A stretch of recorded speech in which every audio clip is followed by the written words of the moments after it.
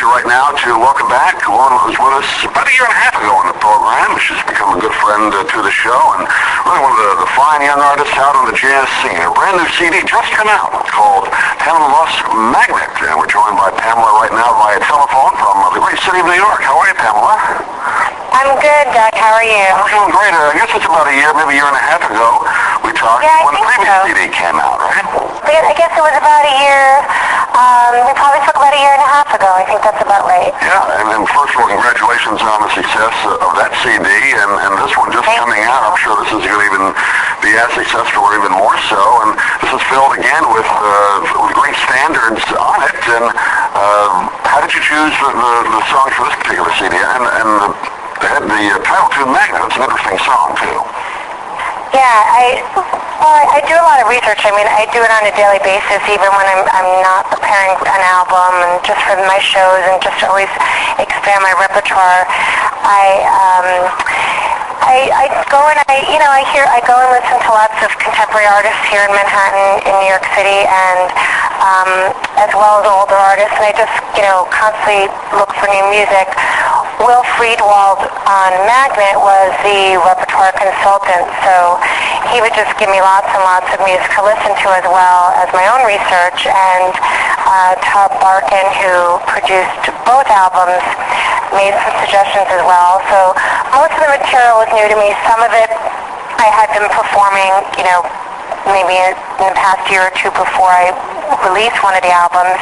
And a few of the songs I had been singing since I was younger even. So, it's kind of a mixture of different parts of my life or different time periods of my life, but mostly new stuff, new music for these particular albums. One of the great things about singing the standards, which you do, is there's so much out there to choose from. And I guess it's, in one way it's difficult, and the other way it's great because there's such wonderful material out there. You can't really go wrong, I guess, can you, in some of these songs, no matter what. No. They really are classic in with regard to the lyrics and the melodies, and I feel like you don't even really need to change them, although I respect and appreciate the people that do change the melodies. I mean, they speak for themselves. But I guess people say in the industry today you have to make it your own and make it different in order to perform one of these songs that was performed by all the greats as well as some of the contemporary great singers. So you're right, there's so much to choose from, and I guess the big challenge is finding a way to make it your own in your delivery of the song or in the arrangements or both. Well, you've done that here, particularly on one which is so identified with Andy Williams' Moon River. You really added a different take to it, which is great. But that can't be easy, I guess, when you say, well, I'm going to sing Moon River, but you have to do it a little bit differently, right? Yeah, sometimes it comes easily when either, you're working with a musician. Sometimes you have to put more thought into it. It depends. Sometimes it's very spontaneous. Sometimes you work it over a few times, and finally you say, that's it, So it's kind of a collaboration of, both myself and the arranger. We work on things together, and we, discuss ideas back and forth, and eventually you come up with a finished product.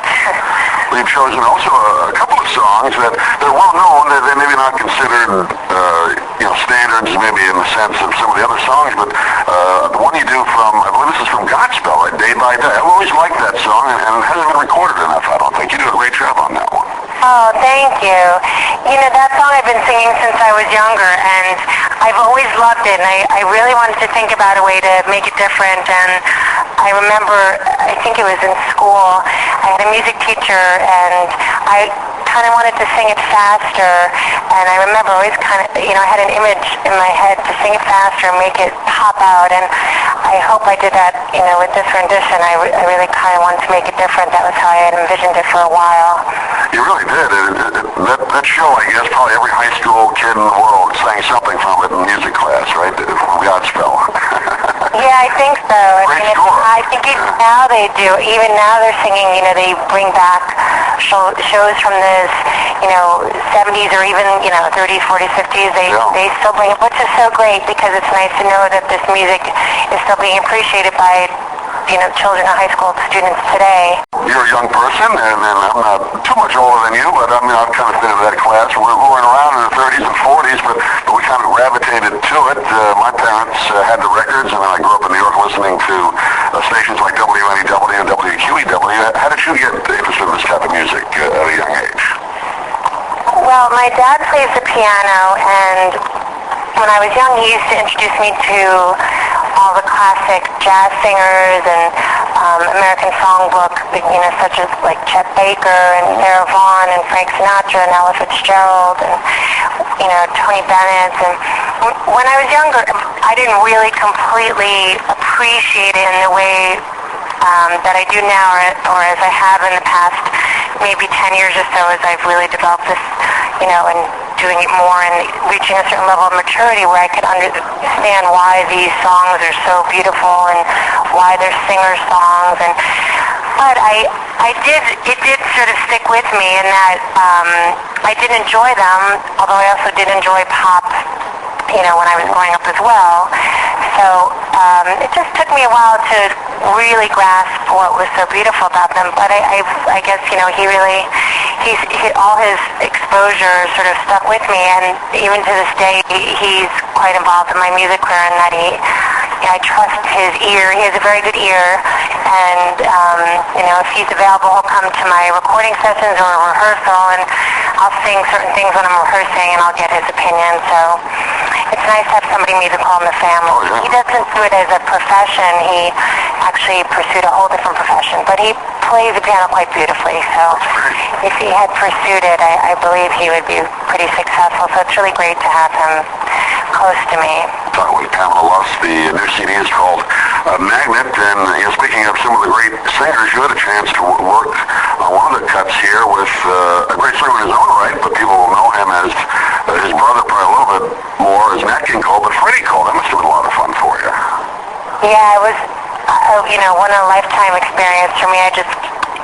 First of all, he's just such a nice guy, and his personality is exactly like he sings. He's very laid back, very cool, calm, collected, sort of nothing really, he just sort of goes with it. Nothing gets him worked up. Nothing takes him down, yeah. Right. Yeah, he's very mellow, very nice man. But, he's really a musical genius in the way he phrases things and his voice, and just being able to sing with him was a wonderful learning experience. I enjoyed it. It was fun. It was exciting for me, and I was a little nervous before, but it all fell into place. So I hope people enjoy it as much as I did. It was really a great experience.